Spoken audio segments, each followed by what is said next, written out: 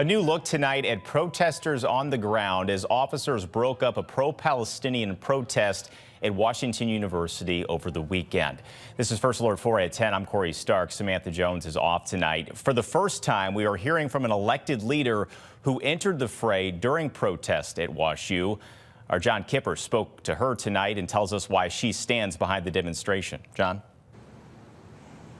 Yeah, Corey. Well, Board President Megan Green, as you mentioned, was one of the hundreds that protested at Washington University on Saturday.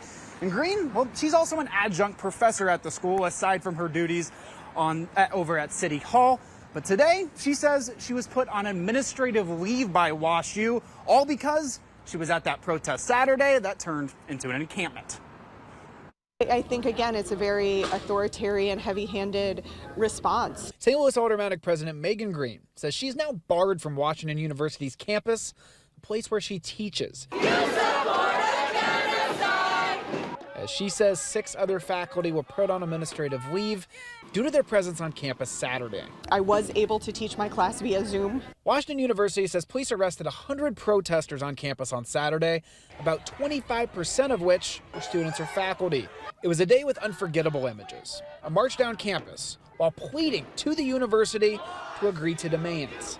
And police arresting protesters, including using bicycles, in what appears to be an attempt to push protesters back. I've been to a lot of protests over my 20 years, and this was one of the most brutal responses that I've seen.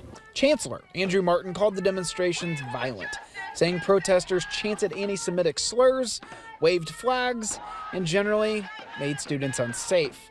They also reported 3 police injuries, including a severe concussion. That's why they say they decided to kick demonstrators off their private campus. So a lot of folks didn't leave because they were students, they were faculty, they were alumni who all said, hey, I have an affiliation to this university and so I can be here. Green also says even though WashU is private, they should have done what some other universities have done, such as Wesleyan University in Connecticut, and allow an encampment so long as it does not become violent or put students in danger. We're seeing several universities right now who are adopting that model and using it as a teachable moment and a learning, a place for learning. Now, that same group of protesters that protested at Washington University on Saturday are planning on more protests. This time, it's coming Wednesday night over at St. Louis University. Now, we reached out to SLU to see if they had any type of comment on how they're going to handle things, and we've yet to hear back. Reporting live, John Kipper, First Alert 4. John, thank you. And as protests over conflict in the Middle East erupt on college campuses, we are hearing from the White House tonight. Our Washington reporter asked about possible repercussions after one school canceled graduation and another moved final exams. Americans should have the right to do so, to peacefully protest, whether it's at a commencement or at their school or anywhere in this country. It has to be done where we do not have hateful rhetoric, violent rhetoric,